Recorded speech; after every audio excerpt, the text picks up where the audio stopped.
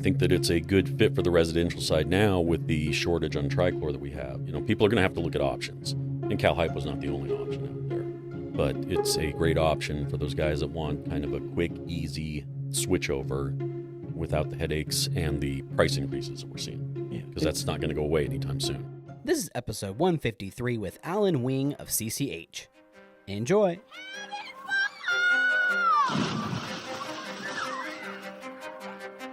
Welcome to your go-to podcast for the pool and spa industry. My name is Tyler Rasmussen. And my name is Greg Villafania. And this is the Pool Chasers Podcast. Thanks for coming down, Alan, to the studio. We appreciate you coming down and recording with us today. Absolutely. Thanks for having me. Yeah, can you just introduce yourself to listeners and kind of what your role is with the company? Yeah, name's Alan Wing with Sigura Water. I'm the Western United States Commercial Regional Manager, handling Pulsar and CCH, both Cal-Hypo sanitizing systems for pools. Very cool. And how did you kind of get into the industry? I've been in the industry for about 32 years. Started out as a pool cleaning guy back up in Seattle. Worked there for a little bit and then went into the retail side of things and management, and then regional management with that company, and then took the job with, at the time it was Arch, then Lawns, and now Sigura. So, yeah. Wow, so cleaning pools must be much different up in Seattle. A little bit cooler, yeah, a little bit cooler, that's for sure. But you don't want to fall in. No. It's a little bit colder. So how did you prepare for the rain? Like if you're taking care of pools, like did you just wear a rain suit? Like what was the attire for working in the rain? That was it, rain pants and a raincoat. And, we get back in the car, it was super heated, so it was like a sauna in there. You were just, you were either sweating or freezing all day long. Did you have like a camper shell? Were you trying to keep everything in the bed of your truck dry? How were you doing that? Yeah, most of the trucks had the camper shells or the lids that pop up and down. Yeah. Yep. Okay. That definitely need to keep things dry. We don't want that water getting into the chemicals, and we've all seen the reactions there. So Yeah. Working in the pool store and stuff, that really helped you kind of learn your knowledge about pools then? yeah, I think as a sales rep, it gave me a good, well-rounded knowledge because you were working with multiple different products. You got a good overall education of the pool industry. So I think that that's definitely helped me, even though I've probably forgotten, 90% of it as your concentrations change. But yeah, I think it definitely helped me when I became a rep and just dealing with my customers. Right. So, our friend Joe Mishik was on with us at the beginning of the year, and he's kind of switched over to your Cal-Hypo tabs. We talked a lot with him about it, but we wanted to kind of dive a little bit deeper into the discussion today. So before we do that, can you kind of just explain maybe what Cal-Hypo is exactly? Sure. Cal-Hypo is one of the non-stabilized chlorines. I've been around for a long, long time in the pool industry. When I first started, again, 32 years ago, it was used as a primary sanitizer. We were selling 100-pound buckets all day long to people going out the store, and they would use the scoops and hand feed it into their pool. And that was just about the time that tri-chlor started kind of coming onto the market, and obviously was a little bit easier and whatnot. So Cal-Hypos really became, on the residential side, more of a niche product for shocking. It's widely used as a very strong shock. A lot of people like it because it's convenient. When you're comparing it to something like liquid chlorine, a 1-pound bag is equivalent to a 1-gallon jug. So a little bit easier to carry, don't have to worry about the spillage, that type of thing. But again, it's unstabilized, so we're not adding cyanuric acid to the water, which is big on the commercial side. Because when we look at big commercial water, a very, very high percentage of them don't use any stabilizer in the water. And that's due to codes, things like that, and having to deal with fecal incidences. When we look at the big commercial market, it's really 2 sanitizers that are used. That's Cal-Hypo and bleach. There's some salt cells out there and whatnot, but those are kind of few and far between. Right. I didn't realize it. So were doing Cal-Hypo before tri-chlor even came around? Were you selling that to consumers? Yeah. They used to come the big HTH drums. They were like a cardboard drum, 100-pounders, and people would hand scoop it into the pool, at least up there in Seattle. Really? So, yeah. So you'd sell them like 100-pound drums? Yep. That must be interesting as a homeowner to carry that out. Oh, it was a blast carrying them out to people's cars for sure. But that was the method. And that's when tri-chlor was, like I said, was just starting to gain traction, and it just took over. How was that transition? That must have been interesting to go through. Yeah, it was pretty easy. I mean, it was an easier form of chlorination, and you weren't schlepping around a 100-pound a cardboard drum. It was a 50 Yeah. pound or a 25-pound bucket, so a little bit easier to handle. But people like the ease of it, right? The aspect of just being able to throw a slow dissolve tablet into a feeder or a floater or that type of thing, and not have to go out and hand scoop. Right. And that was really before we understood the CYA as Right. well. Sure. Right, absolutely. So traditionally speaking, I mean, most people are still using, like you said, liquid chlorine or tri-chlor to sanitize pools. Why do you think that is? Habit. It's what's been pushed in the marketplace for decades. And so, when you look at the residential side, trichlor's king. Everyone, is addicted to their 3-inch puck. The biggest issue, though, out there is the high cyanuric acid. It can have detrimental effects on plaster, things like that. But everyone calls it chlorine lock. It's not chlorine lock that happens as your cyanuric acid increases. It's slowing down chlorine's ability to transform to hypochlorous acid, HOCl, free available chlorine. So as we see that rise in cyanuric acid, you see a slowdown in that ability to kill. And that's why we have these regulations on the commercial side that have been coming out. Lower cyanuric acid, different response times for fecal incidences. So if you're running cyanuric acid in the water, as far as liquid, again, it's been around forever. In most areas, it's a very cheap way to chlorinate a pool. But again, when you look at the concentration, we just look at sheer concentration, your liquid bleach is 13.5% coming from the factory. We all know that it loses strength over time as it sits due to heat. When you compare that to using something like Cal-Hypo that's much more stable and is stronger, 68% versus 13%. So Yeah. Well, for those that don't know, what's free available chlorine and why is it so important? free available chlorine is hypochlorous acid. So that is what is in the water available to kill. Okay. It's very, very pH dependent and also cyanuric acid dependent. But when we look at the pH scale, if you have a very high pH, let's say 8.2, and don't quote me on this number, even though I just taught a CPO class yesterday, but we're only getting about 20% transformation when we throw that chlorine into the water to hypochlorous acid. Okay. The rest of it is hypochlorite ion, which is just sitting there waiting to become active once you lower the pH to where it should be. If you look at then that's why if you go out to a pool that's very acidic, has a low pH of like 6.8, it usually looks fantastic because that chlorine is working like crazy. Very, very quickly, we're getting about, at that point, 80% transformation to HOCl. And it didn't, again, don't quote me on those numbers, but big difference in how chlorine reacts. Then you couple that with cyanuric acid. Like I said, as that level rises, our hypochlorous acid slows down that transformation. When you have the two together, makes for a very tough time when we're trying to kill biologicals, algae, and just keep our pool looking good.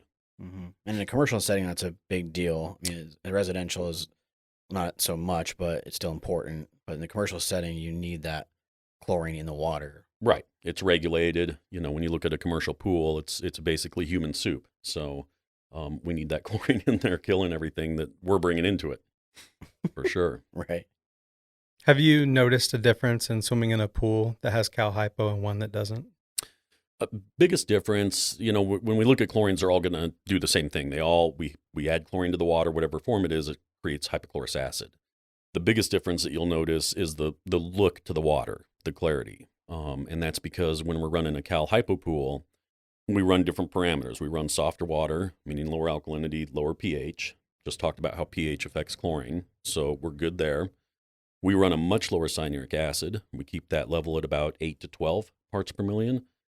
8 parts per million gives us 90% of the benefit that we get at 40 parts per million. But it's also where it slows down. That's where it starts to slow down that ability to transform to HOCl. So by keeping those on the low side in a Cal-Hypo pool, it unleashes the chlorine to work like it should. So when you look at a tri-chlor pool next to a Cal-Hypo pool side by side, even though that tri-chlor pool looks good, as soon as you come over and look at the Cal-Hypo pool, you're like, wow, you get much more of that Caribbean water look, has that sparkle to it. Whereas over time with trichlor, as that cyanuric builds up, we get kind of that flat, dull appearance to the water. Right.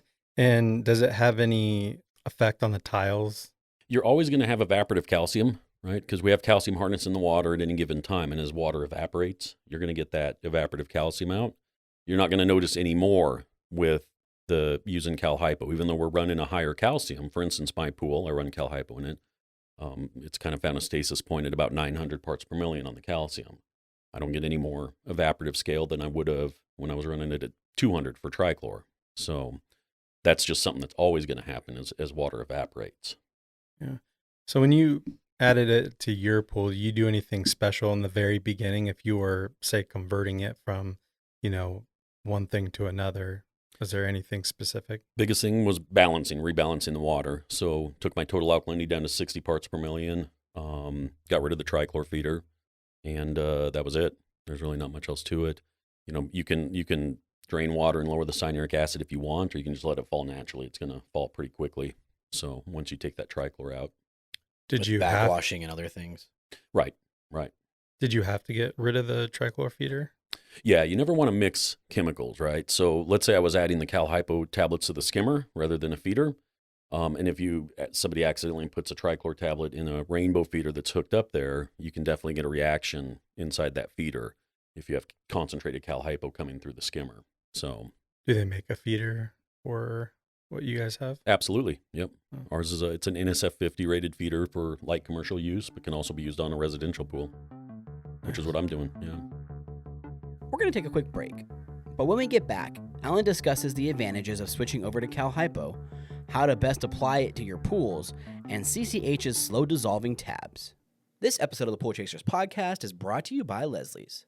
As a pool service professional, it's important to have the right partners.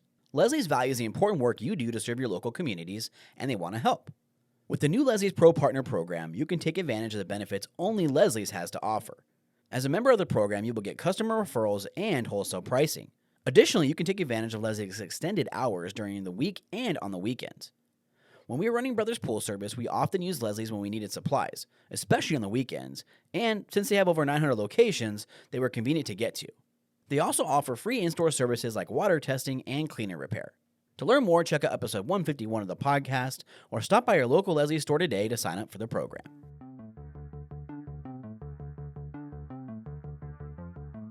Nice. So what would be some of the advantages of switching over, from liquid or tri-chlor to Cal-Hypo? Biggest advantage when we compare it to tri-chlor is the cyanuric acid issue. We're not adding that cyanuric acid to the water. And in this time right now, we're not dealing with a shortage, right? Right. So, when we look at how tri-chlor reacts when you hit the water, 1 pound of tri-chlor is going to add about 3.5 parts per million of cyanuric acid to the water. Likewise, calcium hypochlorite is going to add about 3.5 parts per million of calcium to the water. But with cyanuric acid, we have a much lower threshold than we do with calcium hardness. On the commercial side, Model Aquatic Health Code says the limit for calcium hardness is 2,500 parts per million. It's going to take us a lot longer to reach those high limits than it would with cyanuric acid. For comparing it to bleach, it's really the fact that it doesn't lose potency. With liquid chlorine, as it sits for any given amount of time, we're starting to lose potency. So if you have a couple gallons that are sitting around your house or in the garage or something in the summertime, by the time you throw them in the pool, you might be throwing Clorox in the pool. We don't know what the percentage strength is at that point, but it's usually pretty low. And then the other issue is that it's a dry good, Cal-Hypo, versus a liquid good with liquid bleach. So you always have that ability for spills. So there can be a safety concern there that I think that we have an advantage on. Yeah, I think the potency is a really big deal. I mean, if you're carrying around 4x in the back of a truck in the sun in Arizona, 110 degrees, like it's going to lower that pretty quickly. Absolutely. As opposed to, having Cal-Hypo there. Right. Yeah. You also, with bleach, you're adding, it's what, 13% chlorine. The rest is basically salt in the bleach. So we're adding every gallon of bleach that we add about a pound of salt. That builds up over time, and salt can have its own issues. It's corrosive. If you look at my travertine deck, when there was a salt system on it, it's just pitted like crazy because of the salt. And then obviously if it builds up too high with the TDS level, we can start leading to galvanic corrosion and things like that in the pool itself. So, right. Yeah, we used to use liquid a lot on like more green decleans, but once we learned that, we tried to rotate that pretty quickly so that the potency lasted, but absolutely. For regular treatment, they would have 100 pound buckets of Cal-Hypo on the bag for shocking and stuff. But yeah, it's different when you you think you're putting in a gallon of bleach that's going to be effective, and it just doesn't really do much. Right, exactly. Might as well buy that lemon scented bleach at Walmart, right? And what's the best way for, technicians to apply the Cal-Hypo to swimming pools? Well, if we're talking about as a primary sanitizer, we've got a new product out. It's about 3 years old. We developed a slow dissolve Cal-Hypo. We wanted something that acted like tri-chlor. We developed it for the commercial market because when you look at the commercial market, there's codes for cyanuric acid and everything that are starting to hit. Places like California, you can't even use it commercially. So we wanted something that was a small feeder, cheap. What are some of those codes? What's the issue? Not allowing cyanuric acid in the water because of the way it affects chlorine's kill rate. So, And that's just commercial or? Commercial, yeah. Okay. Yeah. It doesn't affect the residential market per se, but the residential market can benefit by using Cal-Hypo in the fact that they're going to get a cleaner body of water. They're, like I talked about, the activity of the chlorine once it hits the water. And the water can last a lot longer too. You don't have to drain it every 2 or 3 years. Mostly we're draining pools since the cyanuric levels get so high, right, which affects a lot of things. So you can have the benefit of having the water last a lot longer as well. Exactly. Yeah, there's a little bit of a green story to it for sure. Yeah. And can you tell us a little bit more about the slow dissolving tabs and chemical feeders that CCH has to offer? Yeah, so we developed this slow dissolve because we wanted something that was similar to tri-chlor. When you look at the small light commercial market, the hotel, motel, apartment, condo market, it's 90% tri-chlor, rainbow feeders all day long. So we wanted something that was easy for these guys as far as an operator, because these guys that are running apartments or even just a pool guy going out and dealing with an apartment or a hotel, it's not like an engineer at a Bellagio or something like that, right? The guy that's running the apartments is changing toilets, changing sinks, doing this, that, and the other in addition to the pool. So we wanted something that was kind of a like for like material. So the feeder hooks up just like a Rainbow 329X, and then the tablets themselves are a unique proprietary form of Cal-Hypo. They are a slow dissolve. With our big commercial systems, we want fast dissolve Cal-Hypo because we need a big amount of chlorine in these 500,000 million gallon plus size pools. But the slow dissolve gives us the characteristics of tri-chlor. So if you had a tri-chlor tab and a CCH Endurance tab and put them in a skimmer or a feeder, they're going to dissolve at about the same rate. If you change your tabs every 4 days on tri-chlor, that's what we're going to do with CCH Endurance for the most part. So very, very similar dissolution. The other thing it gave us, the additives we put in to get this dissolve rate, made this a class 2 oxidizer. So it's a full 68% strength Cal-Hypo, but it's a class 2 rather than a class 3 oxidizer. So not as reactive as standard Cal-Hypo. So there's basically three kinds of Cal-Hypo, right? You have the granular, your fast dissolve, and slow dissolve. Yeah, yep, exactly. What's the difference between kind of those? The granular and the regular tabs or briquettes that we have are pretty much similar, other than the packaging of the form, right? The granular is meant to go in as a shock, whereas the tabs or briquettes are meant to go into a feeder and dissolve over time throughout a given day. The big difference with the slow dissolve is the additives that we put in to get that slower dissolution rate. So it's all still 68% Cal-Hypo, all the same active ingredient, main ingredient, only difference being the slow dissolve. Well, that's a big game changer for the HMAC and even the residential side of things, because that's always been kind of the issue. If you have fast dissolving tablets, you can't really, go once a week to the pool because they're just going to be gone. So correct. Makes it a big difference when you're talking about residential. You can actually make the switch and operate very similarly, as opposed to before when these slow dissolves didn't exist. Absolutely. Makes it a lot easier, because if people tried to use them in the past, and a lot of people did try and put them in skimmers, and Cal-Hypo tabs are safe to go in the skimmer because they got a much higher pH. Tri-chlor we don't want in the skimmer because it has a pH of 2.3 and you get that acid shot through the equipment system. With Cal-Hypo, it's a pH of 9.5. But they'd put these regular tablets in and they would be gone the next day. So not good. And do you guys make like a smaller, like 1-inch tab? Well, we do make a 1-inch tab for our CCH Elite feeder, which is our new feeder. It's a larger feeder for larger commercial pools, but we have briquettes, we have tablets, and they range from 3 inches down to 2 5/8 inches down to the 1-inch tab. So there are multiple sized tabs. Oh, okay, nice. And they do have to go in the specific Cal-Hypo feeder, right? You don't Yeah. want to put them in a tri-chlor feeder for multiple reasons. Correct. Never want to mix, especially, but they won't dissolve correctly in a tri-chlor feeder. They'll just gum up. So if you tried putting either of our tablets into a tri-chlor feeder, it's not going to work. Why is that?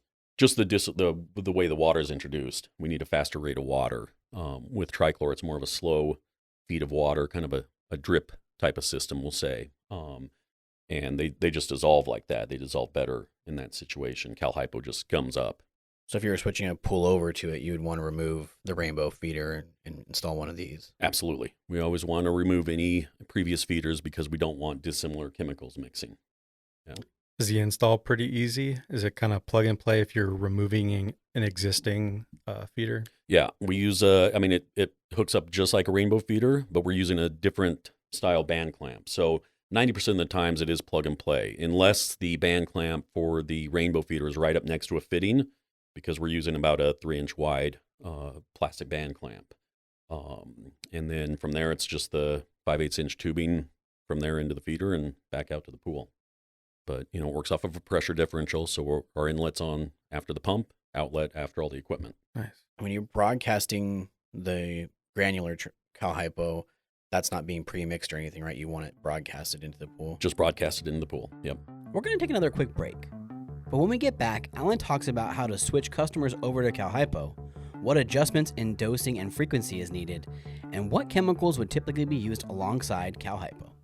This episode of the Pool Chasers podcast is brought to you by Primate Pool Tools. By now you've heard us talk about our friends at Primate Pool Tools. Bottom line is that most pool poles are heavy or awkward to use. Don't you agree? Primate understands that, and that's why all Primate poles are made with aerospace-grade carbon fiber, which offers 10 times the strength of aluminum at half the weight. The first time we used a Primate pole, we could not believe how light it was and how easy it was to maneuver in the water. And Primate Pool Tools continues to lead the way in carbon fiber technology by now offering stainless steel versions of their flagship 2X and 3X models that are ideal for heavy vacs, as well as custom limited edition designs and brand new custom grips. Best part is, they're made here in the USA, and they have a customer service department that will actually pick up the phone. So, what are you waiting for? Go to primatepooltools.net by clicking the link below, or check them out by listening to episode 104 for all the details. This episode of the Pool Chasers podcast is also brought to you by Acid Magic. We recently had Ed Casinas on for episode 149, where we discussed how Acid Magic is the safe alternative to muriatic acid. If you haven't heard it yet, we recommend checking it out. But let me share some of the details with you. Acid Magic has the full strength of muriatic acid and can be used at home, in commercial pools, and water parks. It has 90% less fumes and is safe on your intact skin. The best part is, you can use it the same way you would use muriatic acid on things such as acid washing pools, adjusting pH, and cleaning filters, salt cells, and meter electrodes. It also eliminates hard water stains and outgassing. Not only is Acid Magic safe and effective, it saves time, money, and most importantly, it gives you peace of mind. Try Acid Magic on your next project. We promise you'll love it. If you have questions about Acid Magic or where to find it, visit acidmagic.com, give them a call at 1-800-843-3343, or click the link below. What steps would you recommend for pool companies to take if they want to switch their customers over to Cal-Hypo tabs? Good question. Biggest thing is to inform them. So I've actually had a lot of service guys here in the Valley that have switched over the Endurance tabs for the residential route because of the tri-chlor shortage that is happening. And so what I tell them is make sure that your customer gets a letter. You're switching them. They're going to have a new tablet. We do not want to mix. We don't want them going to another pool store or Walmart or something, picking up tri-chlor tabs, throwing them in the skimmer or something with the Cal-Hypo tabs. Okay, so that's the first thing. Make sure the customer understands that it's a different formulation. Second would just be, at that point, balance the water out. For Cal-Hypo pools, we run a different set of water balances. So much lower alkalinity. We want to see between 60 and 80. and then we're going to keep the pH in the 7.2 to 7.4 range. They can lower the cyanuric acid down if they want to, or they can just let it come down naturally. But, we want to take it from wherever it's at on their tri-chlor and bring it down to that 8 to 12 range. And that's about it. Other than that, it's a pretty much like for like replacement. Yeah, that's probably a good idea too. If you're, draining pools or draining your pool, it's a good time to start if you're ever thinking about at least trying it out. Because I think Joe Mishik said that he did something like that where he tested it out on one pool before he knew it was something that he wanted to tell all of his customers about, which is a smart thing to do. Absolutely. Yeah, it seems like a good time when the water is new or you just did a reverse osmosis or something. Right. And then just understand that we're, adding a different set of chemistry. So with tri-chlor, we're getting cyanuric acid rise. With calcium, we're getting that calcium rise. And I think it's been drilled into a lot of people's heads that that's bad. But high calcium is actually very, very good. It's protective. We protect the plaster. We get longer lives out of the plaster surfaces, protecting the equipment. Do we build scale? Yes. But because we're balancing the water different, it forms differently. So we don't get that, crusty carbonate type of scale. We get more of a thin sheen, and that actually helps people's heat exchangers last longer and just get a longer life out of the equipment as a whole. Yeah. You're talking about, emailing and discussing with the homeowner that you're going to be switching over to something different. What are the repercussions of adding your traditional chlorine from Walmart, whatever they pick up, and just doing something like that? What happens exactly? Well, let's say somebody still had a tri-chlor feeder set up in their system, and then somebody started putting Cal-Hypo tabs into the skimmer. That concentrated Cal-Hypo can get in with the tri-chlor and mix, and they don't like each other. They're very reactive. So you're going to say goodbye to that tri-chlor feeder because it's going to get gas buildup and, expand and potentially pop the lid. And so we never want to mix dissimilar chemicals like that. But you could be in for a big surprise too, right? And opening that lid. Absolutely. If it was under pressure and those two not getting along and opening it up. Yep, absolutely. So you always want to make sure to take off any of the old equipment. If we're going to switch to Cal-Hypo, take off that tri-chlor feeder. And even if the customer still wants it, just take it off, plug it, and set it aside so that we don't run into those issues where the homeowner decides, they forget about the letter they got 6 months ago from their pool guy and they start putting tablets in themselves. Yeah, you want to take out every precaution, take every precaution so that they don't Exactly. do that. Exactly. Do you guys have a template letter or something that you share with people? I've helped some of the guys write them, but it's usually just I let the business owner, word it how they want. I just kind of give them the specifics. This is what we want to get across. Right. Yeah. And we've talked a lot about like the LSI and, calcium is a benefit in that, and we've had episodes on that previously. So if you are using the LSI factor, like the Cal-Hypo, it's going to make it a lot easier because your calcium level will be up where it needs to be and you can adjust, balance the water. Right. So is there any adjustments in dosing or frequency of use that would need to be made when switching over? There's going to be the balance differences, right? So with tri-chlor, it's a very acidic product. So whenever we put that in the water, we're affecting the alkalinity, we're affecting the pH. And so in a tri-chlor pool, we use a lot of bicarb and a lot of soda ash to offset that. With Cal-Hypo, it's got a high pH of 9.5.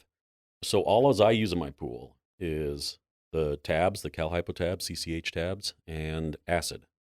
For every pound of Cal-Hypo, it takes about 7 ounces of muriatic acid to offset the pH rise that we get. So it's actually going to be a little bit easier on both the budget and time. So, but if you're operating on tri-chlor tabs and you switch over to this, it's going to be very similar as far as the dosage, how many tabs you put in, and right, the dissolve rate. Everything. Yeah, I mean, if they're using for tri-chlor tabs, they're going to be using for CCH tabs for the most part. Yep. Yeah. What about for like shocking pools? Would you recommend Cal-Hypo as the best option for that? They can use any. They can use Cal-Hypo. They can use monopersulfate, although maybe not this year because we're in a shortage of that too. They could use liquid chlorine. So any of them, can be used as a shock. They can, if they wanted to use, let's say their cyanuric acid got down to 0 and they wanted to get it back up to that 8, use some dichlor or trichlor shock. You recommend brushing it after if it settles on the ground? Oh, always. Yeah. Anytime we shock, we want to brush for sure. That's with any of them. What other chemicals would you typically be using alongside Cal-Hypo to kind of keep the pool clean and safe? Like I said, really the only thing I use is Cal-Hypo pucks and acid. You don't have a huge need for bicarb, a huge need for ash. Every once in a while you might need those on hand, but we just don't tend to see that in a Cal-Hypo pool. So the other thing is, I think it's more about what we don't need, right? Because our chlorine is working more effectively because we're balancing the pH to a lower level. So we know our hypochlorous acid is more efficient. We're getting a higher transformation of chlorine into hypochlorous acid. We're running a lower cyanuric acid as well. So same thing. We're getting a really nice hypochlorous acid transformation in a Cal-Hypo pool when it's balanced correctly. So you don't need things like algicides or clarifiers, this, that, or the other. It really does a fantastic job at keeping that pool looking great without all the ancillary stuff.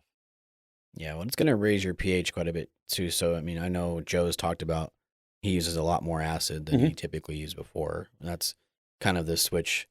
You got to use a lot more acid and not so much of the other chemicals. Right. Yeah. Like I said, it's about 7 ounces of acid per pound of Cal-Hypo to offset that pH rise. Yeah. What about storage? What should people consider, when storing the product? Always store it safely. Follow good operating guidelines. No liquids over solids. Don't store a case of Coca-Cola on top of it or anything like that. Keep it in a cool, dry place is the best option. Now, most people aren't going to want to bring it into the house where it's air conditioned, right? If they're using it residentially. So garage, shed, that type of thing, away from other chemicals. And when I say other chemicals, that's all lawn chemicals, whatever, because any of that stuff can be reactive. Yeah. And is this sold at, distribution and pretty much anywhere else you buy pool supplies? Yeah, sold at distribution. A lot of the guys are carrying it. Like I said, it's been out 3 years, so we've really gotten the name out there. Sold at some of the big brand stores. So it's out there in lots of locations. Yeah. You're using this in many huge commercial aspects, right? I mean, the Cal-Hypo has been used, and like you said, your biggest one's Bellagio and some other places. So it's a pretty well-known practice on the commercial side. It's kind of developed now through the HMAC side and now the residential. Right. And, I think that it's a good fit for the residential side now with the shortage on tri-chlor that we have. It's a good time for, people are going to have to look at options. And Cal-Hypo is not the only option out there. But it's a great option for those guys that want kind of a quick, easy switch over without the headaches and the price increases that we're seeing. Yeah. Because that's not going to go away anytime soon. I think the most important thing is just to understand, what's going in your water and how that changes the way you do things, right? Absolutely. The biggest thing is to get educated. So with all these guys that I'm working with, whether it's our commercial guys, or some of these pool guys are taking care of residential pools that have contacted me over the last 6 months, looking for some options.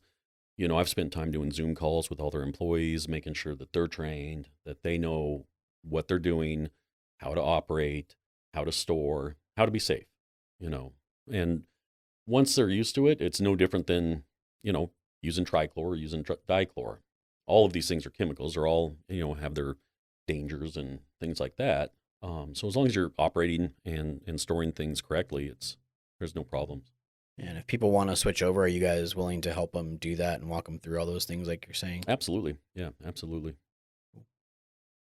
Well, hey, this was an awesome episode. It was kind of short and sweet, which sometimes is really nice because people are busy, especially during the summer. They want to get that information and make moves. So really appreciate you taking the time to be with us today. Did you have any final words before we close this?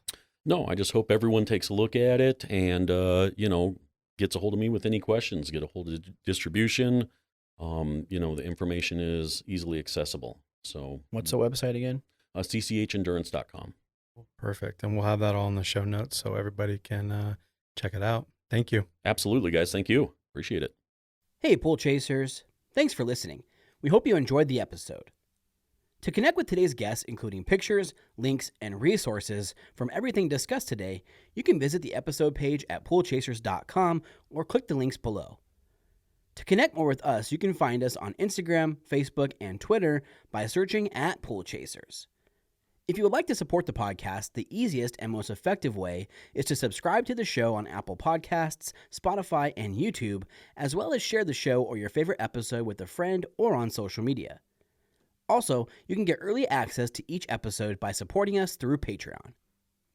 We know your time is valuable, so thank you for sharing some of yours with us today. See you out there, Pool Chasers.